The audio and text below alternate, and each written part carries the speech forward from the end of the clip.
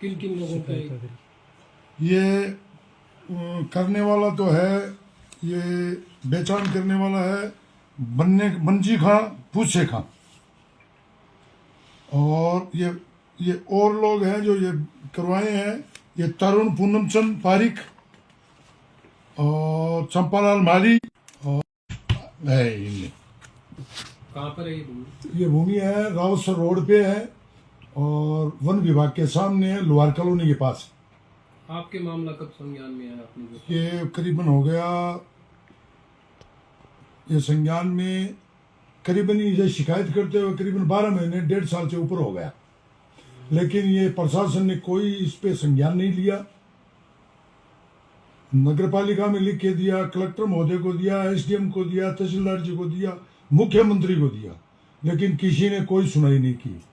और लास्ट के अंदर अभी हमारे को एक ही दिखाई दिया कि ये न्याय मुंसिफ कोर्ट, ये कोर्ट में जाना पड़ेगा, तो हमने कोर्ट में गए और कोर्ट के द्वारा ये एफआईआर करवाई है। सर वो कितने करोड़ की जमीन है? ये लगभग है 50 से 70 80 100 भी हो सकती है। कब से ये नगर परिषद की भूमि है? ये कब से है? ये नगर पालिका भूमि काफी दिनों से है। ये खसरा नंबर 54 है। ये पुराना है।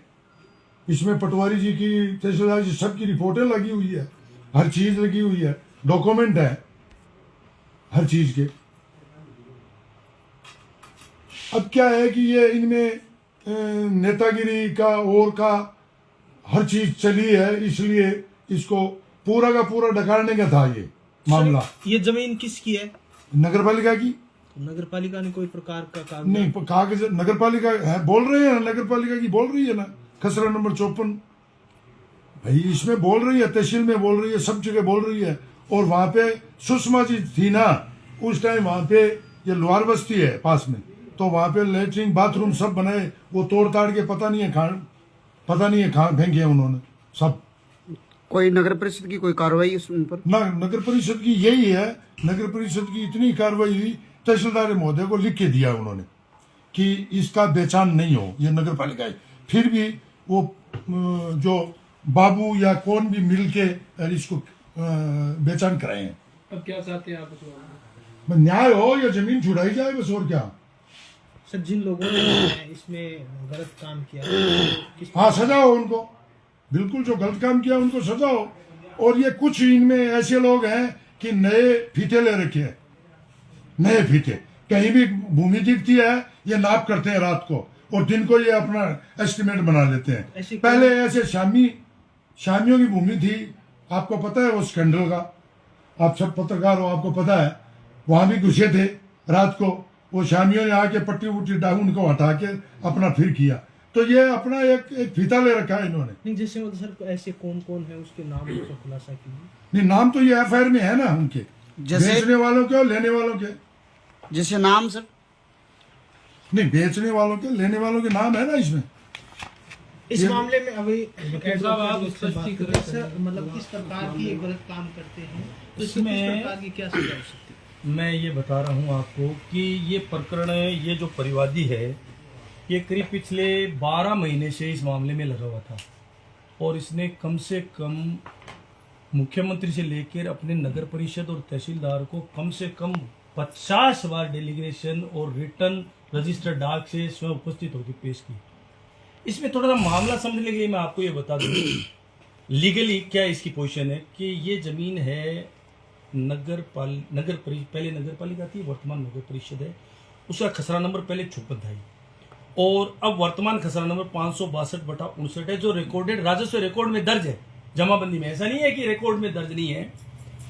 अब क्या किया है कि इन्होंने भूमाफिया, ये लोग जो हैं, जो परिवादी ने इन लोगों के खिलाफ मुकदमा दर्ज करवाया है, ये क्या है कि शहर के सफेदपोश लोग हैं, आपको पता है, ऊंची पहुंच रखते हैं, पैसे वाले हैं। इन्होंने क्या किया कि इस नगरपालिका जमीन को कैसे हड़प किया जाए, कैसे खुर्द-बुर्द किया जाए, ये एक प्लानिंग बना के, और एक पुराना 14/4/1945 का एक बेचान था जो करीब 78,550 दरगज का था। उस बेचान को इन्होंने इस जमीन पे स्वामित्व के रूप में एडजस्ट किया, एडजस्ट करा के, और 2007 में एक बेचान एक व्यक्ति मोहम्मद हुसैन के नाम से करवाया और नगर पालिका से उसकी इजाजत तमिल ले ली। अब नगर पालिका को जैसे ही पता चला कि साहब ये तो नगर पालिका की जमीन पे इस बेचान से फर्जी तरीके से ये डीएलपी तक गए, डीएलपी ने 5,000 रुपए जुर्माना लगाकर और तब ये आदेश किया था कि नगर पालिका की भूमि खाली करवाई जाए, जिसको करीब 15 साल हो गए। आप इस बात को सोचिए, 15 साल पहले ये आदेश डीएलपी का है, लेकिन वहां से एक पत्ता भी इधर उधर नहीं हुआ आज तक। मौके पे वहां अतिक्रमण बढ़े, तर दिनों दिन बढ़े। अब क्या हुआ कि उसके बाद जैसे ये परिवादी के संज्ञान में है, तो परिवादी ने बेचारे ने एक नगर पालिका में एप्लीकेशन और दी कि साहब इस जमीन के फर्जी बेचान हो रहे हैं। तो नगर पालिका ने तहसीलदार को लिखा है, वो डॉक्यूमेंट है इसमें, कि साहब खसरा नंबर 54 की जमीन है, आप इस तरह से कैसे बेचान कर रहे हो लोगों को पर्सनली। तो नगर पालिका तहसीलदार को ये सूचना होने के बाद भी उसके करीब 25-30 विक्रय पत्र है वो तस्दीक हो गए, और लोग उस स्वामित्व को लेके मौके के ऊपर सबको पता है कि ये नगर पालिका की जमीन है, वहां बैठे 100 करोड़ रुपए की जमीन, मतलब आपको मैं बता दूं 100 करोड़ रुपए, और रिकॉर्ड तहसीलदार ईओ सबको बोल बोल के थक गए, किसी ने भी कोई संज्ञान नहीं लिया। तो अंत में ये परिवादी है, इनके द्वारा ये पेश किया गया है। इनके जो सारे ये डॉक्यूमेंट मैंने देखे हैं, इन डॉक्यूमेंटों के हिसाब से मेरा न्याय, मैं आपको इस हिसाब से फर्जी डॉक्यूमेंट बनाने में आजीवन कारावास तक की सजा हो सकती है, अगर पुलिस अपनी ईमानदारी से काम करे और तहसीलदार और नगर पालिका नगर परिषद है उसके अधिकारी है वो अब भी इस प्रकरण में, परिवादी ने जो दर्ज किया है उस प्रकरण में ईमानदारी से पक्ष रख देवे, तो ये जमीन है वो 100 करोड़ रुपए की वो मुक्त हो सकती है। और कम से कम आज मान लीजिए पार्क है, कोई स्कूल है, मतलब कच्ची बस्तियां हैं वहां, तो उनके लिए बहुउपयोगी जमीन है, लेकिन ये खुर्द हो रही है।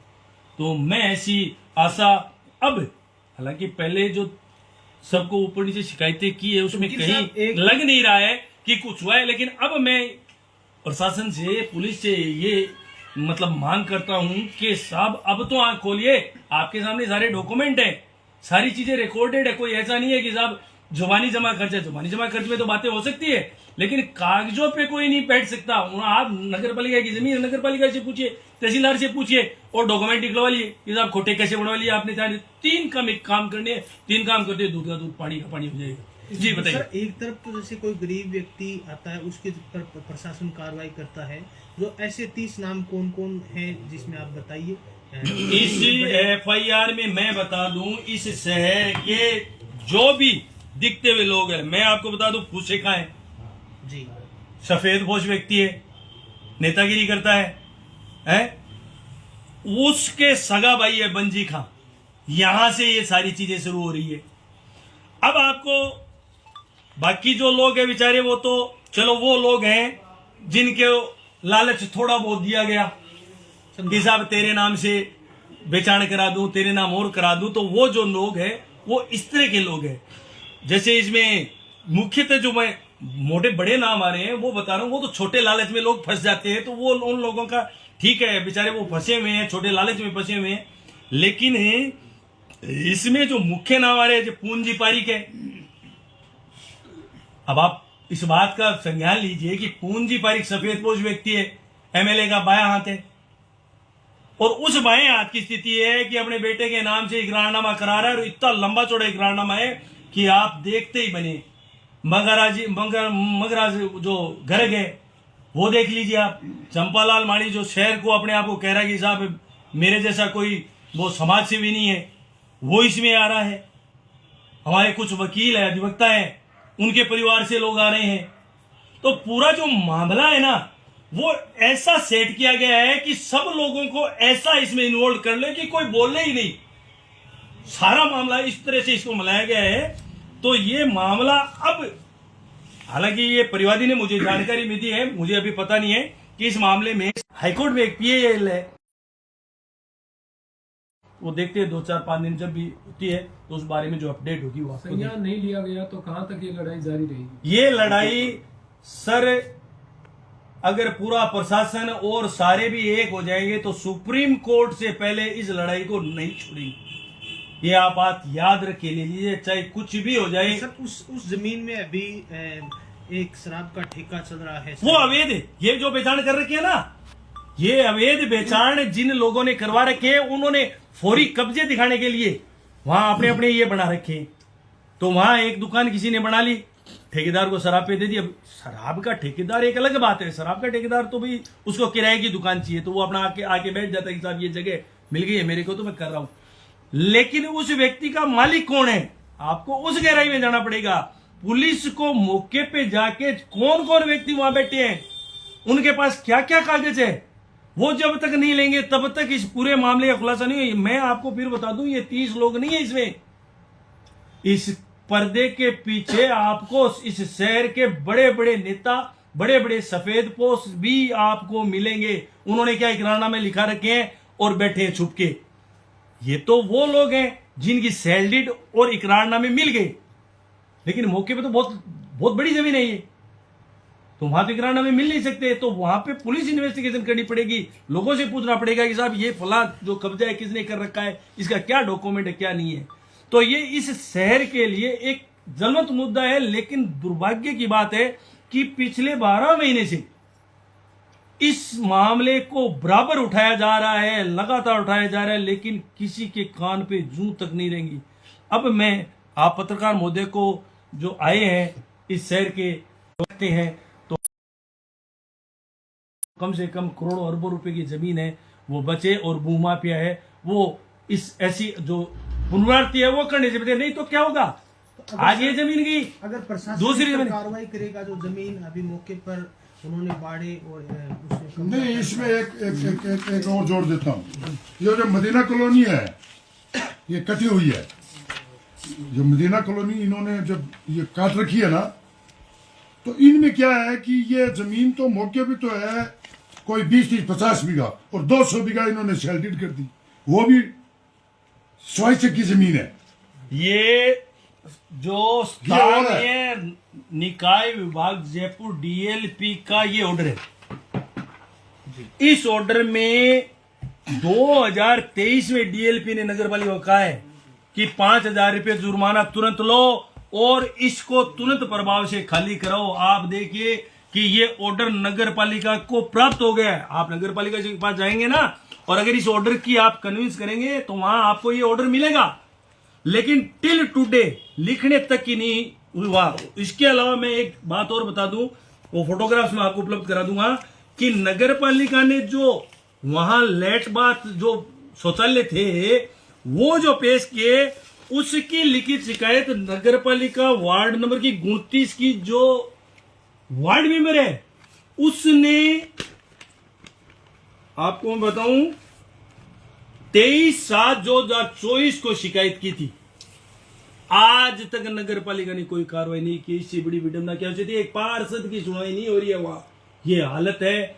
और इसी जमीन के इसी जो विक्रय पत्र है उनके आधार पे पुनः वहां पे वो निर्माण स्वीकृति की फाइलें लगी हुई है, वहां ये सारे डॉक्यूमेंट पेश कर दिए, लेकिन उनको भी आज तक खारिज नहीं किया। वैसी की वैसी पड़ी है वो देने के फिराक में, कब दे देंगे पता नहीं, वो पट्टा बनाने के फिराक में वहां। तो ये जो चीज है ये बहुत मतलब मामला इतना साफ सुथरा है कि कुछ देखने की जरूरत नहीं है। कागज आपके सामने है, जमीन आपके सामने, भाई ये जमीन है, कागज है, देख लो क्या सही है क्या गलत है। तो मैं अब आपके माध्यम से प्रशासन से, पुलिस से, नगर पालिका से, तहसीलदार सरदार सर से मैं यही कह सकता हूं कि साहब इतना बड़ा मामला है, अरबों खरबों करोड़ों रुपए की जमीन है जो मतलब आपकी आंखों के सामने और जा रही है और कुछ नहीं किया जा रहा, तो ये दुर्भाग्य है।